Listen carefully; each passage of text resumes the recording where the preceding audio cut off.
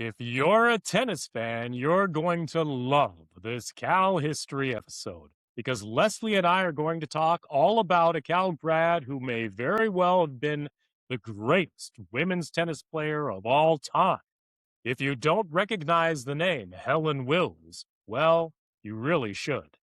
And is it true that thanks to her generous bequest, one of the nation's most prominent neuroscience institutes is named in her honor right here on the UC Berkeley campus?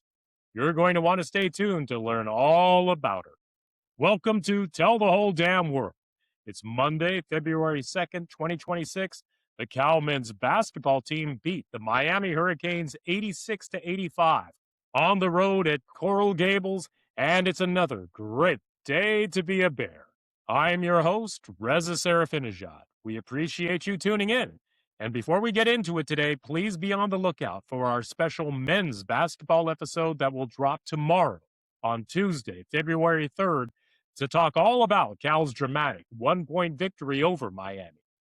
Are we releasing 2 new episodes back-to-back each week recently? With everything going on in the world of Cal sports? Apparently we are. You likely already know all about us, so I'll keep this brief. We're the podcast that celebrates all things Cal. We produce on-camera interviews with the prominent people who are passionate about our university and our sports teams. And we share stories about the rich history and traditions of the University of California, known to many as the center of the universe. If you're unabashedly and unapologetically all about Cal, you've found the right place. We hope to put a smile on your face and help you come away feeling good about your connection to the greatest university on the planet. We would love it if you would like and subscribe. And please tell all your friends about us. And remember, you can always go to tellthewholedamnworld.com to watch any of our previous episodes or buy our exclusive merchandise. A few quick Cal-related sports items to tell you about. The Cal varsity rugby team beat UCLA 60-14 down in Los Angeles. The number 4 women's water polo team beat number 17 Pacific 25-9 at Speaker Aquatics Complex. The women's basketball team beat Notre Dame at Haas last week. And how awesome is it that we're doing a special Cal history episode about Helen Wills? And I can lead into that by telling you that the number 16 Cal women's tennis team is now 2-0 this season after beating both number 17 UCLA and number 20 USC at Hellman Tennis Complex over the weekend. Okay, stay tuned and I'll be right back with Leslie Mitchell, and together we'll learn all about the legend of Helen Wills. This week in Cal history. Leslie Mitchell is our resident Cal history expert. She's a third-generation Cal alum, history major, and lifelong Golden Bear fan who writes great articles about the notable people connected with our university who have done great things in this world. You can visit her website, calbearshistory.com, or follow her on Twitter at calbearshistory to learn more about the people who have been a part of the rich history of the University of California. We couldn't be more lucky to have Leslie as part of the show.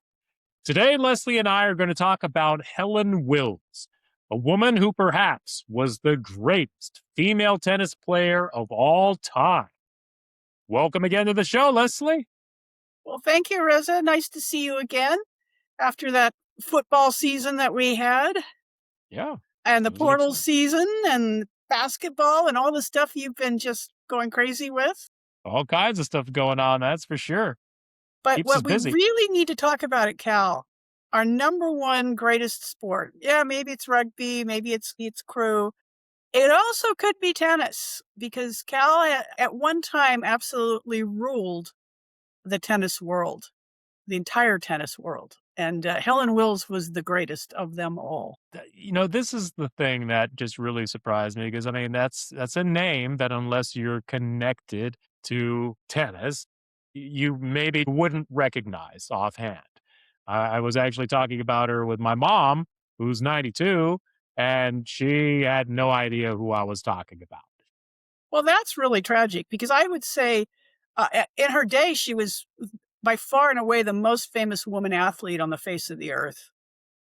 Right. And she also I think some people have made the argument she's the greatest athlete ever to go to the University of California.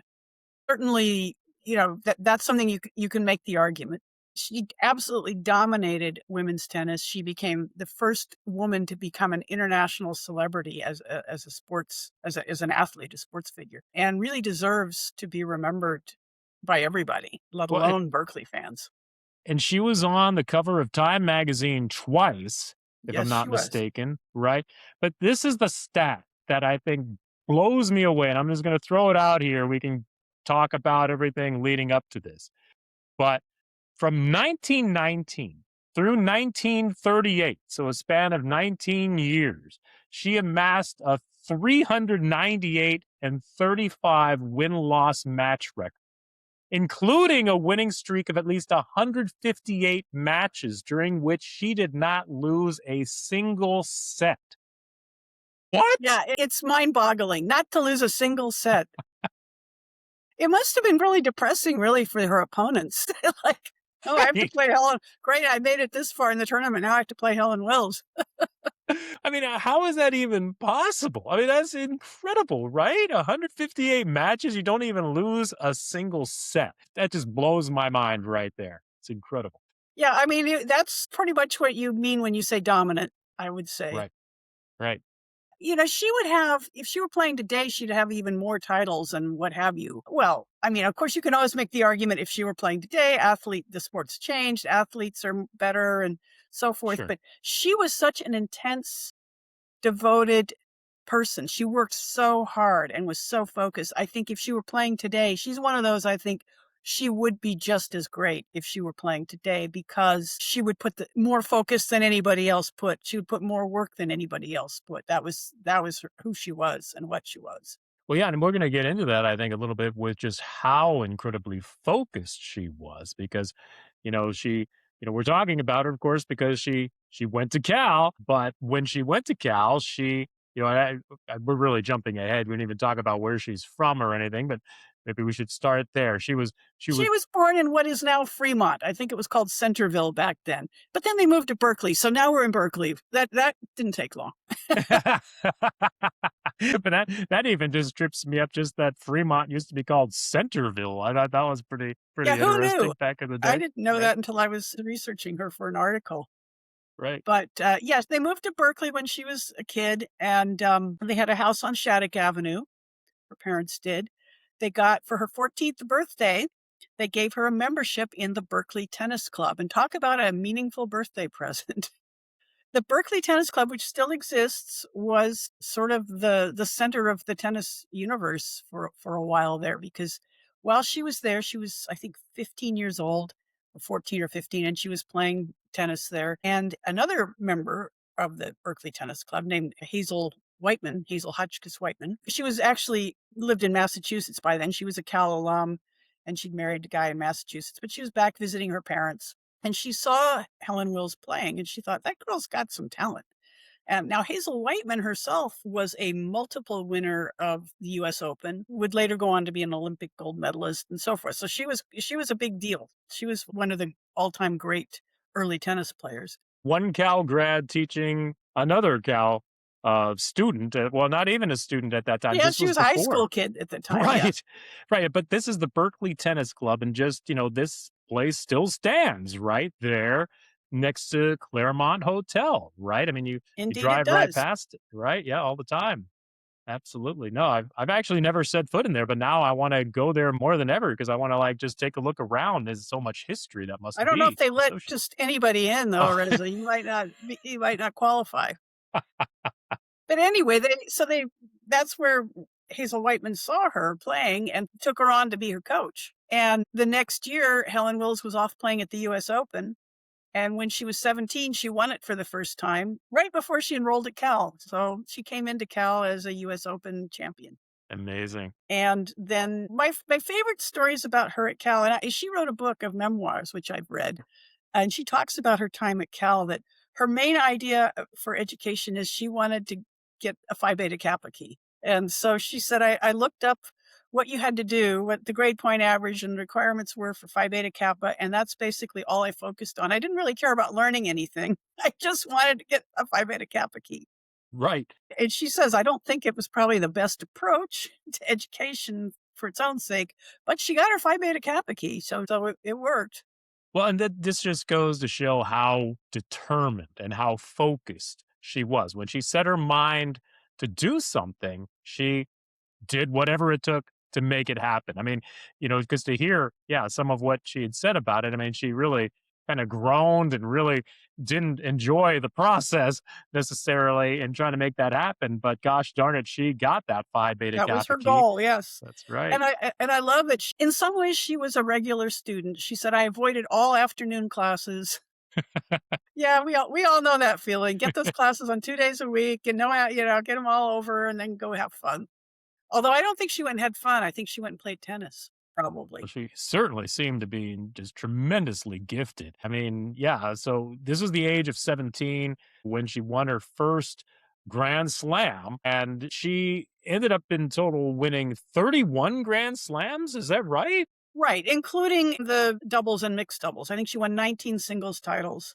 And this is without ever participating in the Australian Open because at this time it was considered such a long trek because you'd have to travel by boat and it just took forever to get all the way to Australia to participate in that event. So Yeah, this is it really was technically it was a grand slam, but the top players just didn't go. They weren't gonna spend 2 weeks on a boat going there or a ship, I should say, and 2 weeks on a ship coming back because they couldn't really practice very well and this and that, and it was kind of the redheaded stepchild of the grand slams at the time. So she only played in the other 3, the French, the US, and Wimbledon. but it just like goes to show like I mean imagine if she had participated in that as well. I mean the number of Grand Slams she had would have been that much more almost certainly. I mean she seemed to be so dominant. But She also had a chronic back injury issues yes, and that caused her that's to true. miss quite a few tournaments at the peak of her career, which probably would have again, she would have had, but she had plenty. She would have had more, but she had plenty of titles. In fact, I think she was a junior at Cal when she was invited to be on the US Olympic team at the 1924 Olympics. And just back to her academic interests, she made the comment in her book that she was really nervous about leaving for the Olympics because she was afraid about her Phi Beta Kappa aspirations, but she got an A on a zoology final, so she could go in good conscience to the That's right. Olympics. Right. Studies first. She was a true student athlete, that's for sure, right? She really was. No scholarships, no NIL, no portals, nothing. So she went off to the Olympics, but she decided to leave a little earlier. It was her first trip to Europe. And she left a little earlier so she could play at Wimbledon for the first time. Because again, you forget about the travel being such a problem back then in terms of the amount of, you have to take the train all the way across the United States, which takes, 4 or 5 days. And you have to get a ship and take it to England. And so it was at least a couple of weeks you had to plan for travel just to get there. You didn't just fly over for a tournament like you can do today. Anyway, so she went to Wimbledon for the first time, and Hazel Whiteman, her mentor and also a Cal alum, joined her because she'd never played at Wimbledon. She'd won the US Open like I don't know how many times, by that time 6 times I think, but she had never played at Wimbledon because of the travel involved. So she and Helen went together and they played in doubles at Wimbledon and won the championship in their first. At that point, Hazel Whiteman was 37 and Helen Wills was 19, so they were kind of interesting doubles partners. And then Helen made it to the finals of the women's singles and did not win the singles. She lost in the finals, and that was literally the only match she ever lost at Wimbledon in I think 11 attempts. She did have to default twice because of injuries. But she didn't actually lose a match. She just had to say, I can't play. So 2 years she didn't make it to the finals. But the other 8 times that she was at Wimbledon, she won the championship. Wow. That's So pretty impressive. that to me, that's the stat that blows me away. You make it to the finals your first time there when you're 19, and then you never lose there again, ever. That's right. Well, it's similar to what you kind of said with the Pete Newell episode that we did when he shakes John Wooden's hand and says, "This is the last time you're ever going to beat me, John." And then just go out and literally never lose again. Like, it's pretty impressive stuff. After Wimbledon, they went over to Paris where the Olympics were being held. And of course, she proceeded to win the gold in women's singles. And she and Hazel Whiteman paired up for the doubles, and they won the gold in the women's doubles. And then Hazel Whiteman, for good measure, played in the mixed doubles, and she and her partner won the mixed doubles. So all of the women's gold medals went to University of California, Berkeley, where they belong. Unfortunately, after that year, they dropped tennis from the Olympics. I can't wrap my head around why. I mean, because that's just unbelievable to me, right? That you would drop a sport like tennis? You know, they don't ask me to explain how the decisions get made for the Olympics. It's a mystery. But, so she remained the reigning champion for 60 years, you could say, because they didn't come back to the Olympics until 1984. So, and I don't have any doubt that if the Olympics had had tennis in 1928 and 1932, she would have won gold again. It seems inevitable. No, I think for sure. I mean, again, when you're counting up all of these different championships that she had 7 singles titles at the US Championships, 8 singles titles at Wimbledon, 4 single titles at the French Championships, and she reached the final of every Grand Slam singles event she competed in. None other than Jack Kramer, Harry Hopman, Mercer, Beasley, Dawn Budge, and AP News called Wills the greatest female player in history. That's definitely some pretty impressive stuff. Again, you can argue, Martina Navratilova or, some of these other people. And Martina is the one who finally broke her record of 8 titles at Wimbledon. I've always thought when there's somebody that breaks a title, that was in 1990, by the way. So it was well over 50 years that record of 8 titles. And that was the most Wimbledon singles titles for any player, male or female. No one else, other than Martina, who has 9, no one else has ever surpassed Helen Wills or reached Helen Wills' record of 8. So it's and you got to figure too. This was in the era when the women wore full-on dresses almost, right? Pretty darn close. No, they were tennis dresses. They weren't as bad as they were in poor Hazel Whiteman's day. There's pictures of old Hazel Whiteman in like the 1890s playing in a full skirt with a big floppy hat on, and you think, well, how could she possibly do anything? But by the 30s, the dresses were reasonable. They weren't short pants like they have now, but they were, not that bad. But I love the fact that apparently she wore this trademark white visor that she would always wear. You'd always see her with that on. And so that was kind of like her trademark. When you saw that, you knew you were up against a legacy out there on the court across the net from you. But she apparently served and volleyed with unusually powerful forehand and backhand strokes and forced her opponents out of position by placing deep shots left and right. So she was very skilled out there on the court and really forced her opponents into being in awkward and bad positions that allowed her to take advantage of their weaknesses. One of the things when we were talking about the Olympics that I wanted to be sure that I didn't forget to mention was how insanely terrible the conditions were. Oh, yes. I've done a lot of reading about the early Olympics, and they're just totally different from how they are today. They were just kind of slapdash a lot of the times. And the tennis court was literally adjacent to the track and field venue, and there was just like a low fence. Players were like looking right at the track and field athletes, and apparently they had gymnastics going on outdoors too. It was actually Hazel Whiteman's mixed doubles partner. I forget his name, but he wrote this whole thing about how the starter's gun would go off while you're about to serve. And you'd hear the announcers going, blah, blah, blah, blah, blah, blah, blah, blah, blah, about whatever it was, over at the track stadium. And there was no effort to keep it quiet. And they apparently had vendors in the stands selling frozen bananas and all sorts of things. And they were just like at a baseball game, get your bananas here, while the play is going on.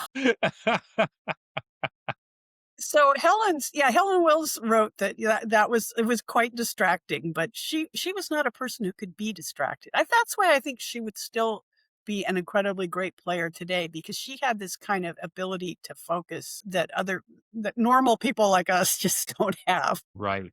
When she was out there on the court, she was all business. She rarely showed any emotion, and she had a nickname that people called her. They called her Little Miss Poker Face, because she was so stoic out there and showed no signs of emotions, right? But she did appreciate it at the Olympics when the players from the Cal track team, who were on the Olympic team came over at the final to the tennis stadium, and right before they were going to start playing, they got up and started chanting "Oski wow wow." Whiskey wee wee, and did the whole, and she said that she thought her opponent, who was a French player, was rather disconcerted because she didn't know what this thing was. Yeah. Still to this day, as blue and gold as we are, the We Oski don't know Wow what Wow that thing is. Whiskey Wee Wee, like what is that? Like, really? We should, like, how in the world do we come up with, you know it, you tell the story, like, now that's a chant that'll really I love Oski wow wow just because it's so old and traditional and fun. I love that it's so bizarre. It is bizarre. If it's Berkeley, it's got to be bizarre.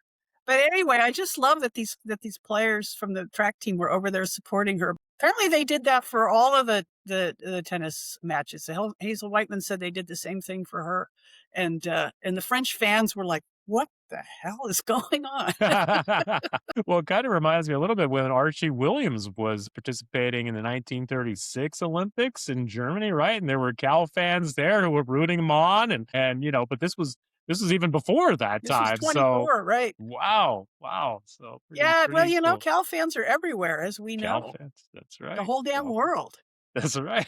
Well, I thought it was also really interesting, above and beyond what she did just out there on the tennis court, which of course was just phenomenal. She was a painter and drew sketches and did a lot of artwork. Yeah, she And I made a guess, nice living after she retired from tennis, yes, selling her paintings right. and And her yeah, drawings. so she painted all of her life. Her etchings and paintings were in galleries in New York. All of the different illustrations in her book, simply called Tennis, were her illustrations. And on June 17th, 1929, the first exhibition of her drawings was opened at the Cooling Gallery in London.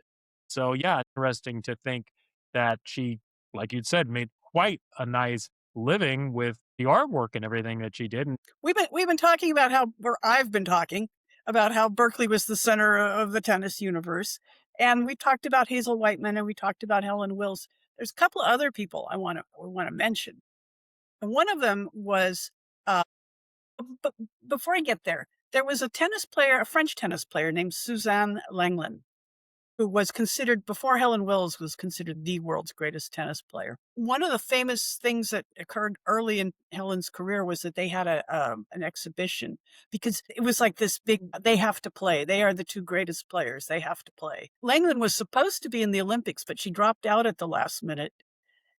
She said she had jaundice, and the Cal coach said, "Well, she certainly seems yellow." yeah, Because they thought she was afraid to play Helen Wills. But they had an exhibition match in Paris, and actually, Langland won that one.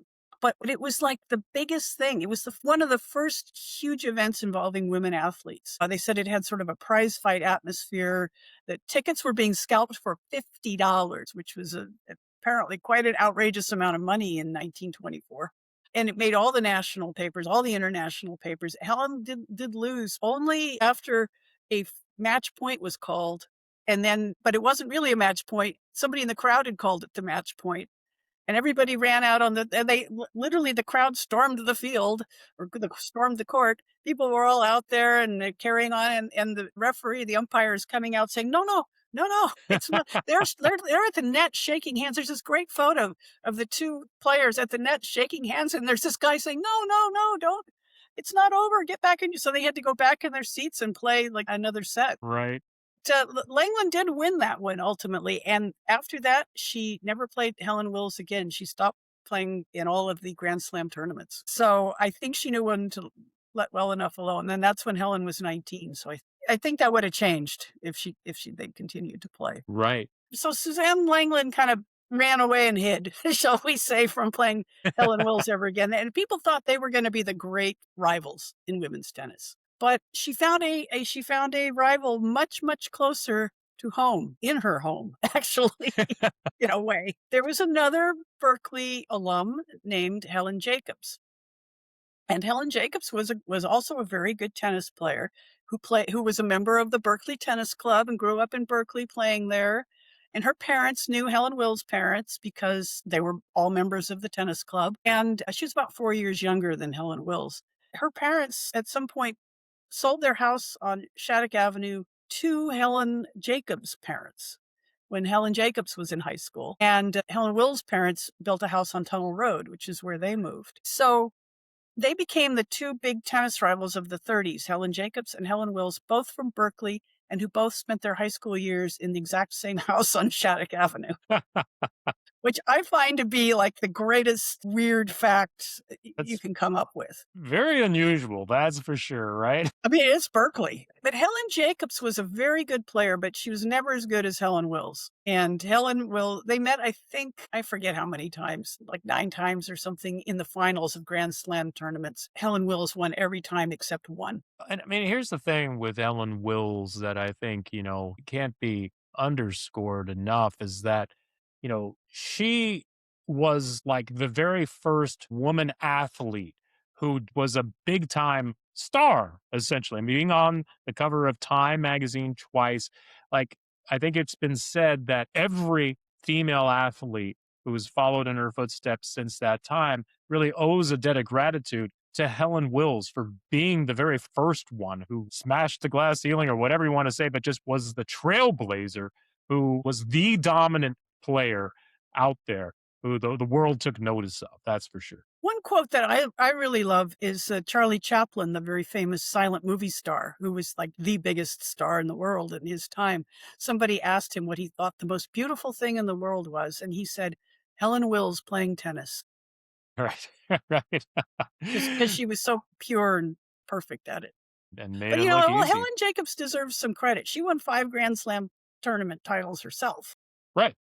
Right. She's also very interestingly, during World War II, joined the Navy and became a lieutenant commander and was the highest ranking woman in naval intelligence during World War II. And she Wow. was also the first sort of openly gay athlete from Cal. When I say sort of, she was open to all of her friends and family and fellow tennis players, but obviously you couldn't talk about it in the newspapers or you would your career would be ruined. So it was never published in the papers, but she was very open otherwise about it. And she and Helen Wills were, people of course called them the two Helens, very original, but they were considered to be just arch rivals. And some people thought they had like a feud or something, but it really wasn't. It was just Helen Wills was very focused, very intense. And as Hazel Whiteman once said, she was the most awkward person she knew. She just was socially awkward. And Helen Jacobs was just really gregarious and outgoing and very popular and like one of the most popular women's tennis players among her fellow athletes. And Helen Wills was just very, I think it's part and parcel of being as great as she was. That was her life, was playing Sure. the tennis. Right. Right.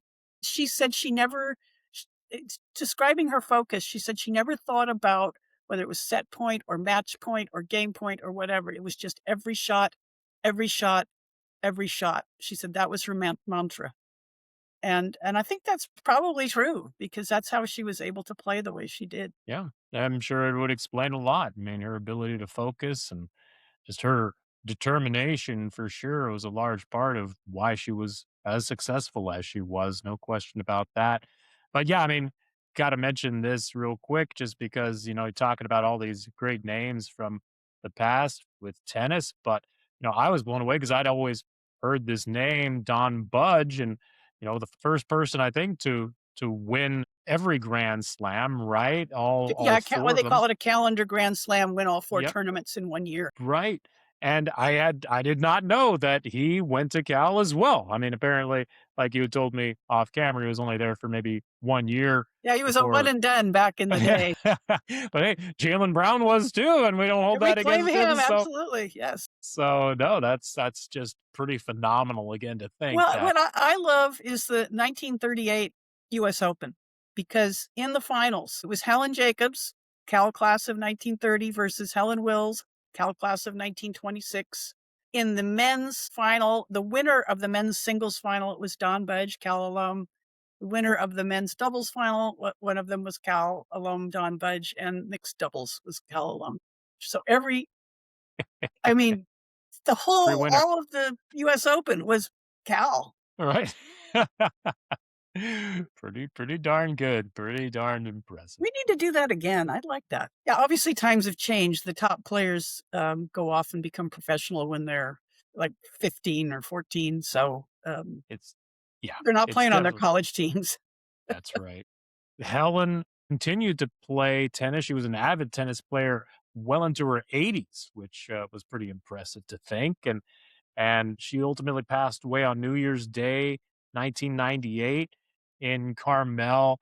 But here's the thing: is super impressive to think that she bequeathed $10 million to Cal. She was married twice, never had any children, so she left behind $10 million to Cal to fund the establishment of the Neuroscience Institute that bears her name, the Helen Wills Neuroscience Institute, that began in 1999 and is home to more than 70 faculty, researchers, and 36 graduate students. I mean, I think that's pretty awesome to think. My She was a goodness. serious golden bear. Yes. Yeah. You mentioned she was married twice. So a lot of times particularly during her career, she was married to a fellow named Frederick Moody, who she actually met at the tennis match with Susan Langland back when she was 19. But so a lot of times she's called Helen Wills Moody, you'll hear, or they called her Mrs. Moody, of course, in the day. And I just wanted to show everybody this newspaper that I found on eBay for just a few bucks, which I thought was fun.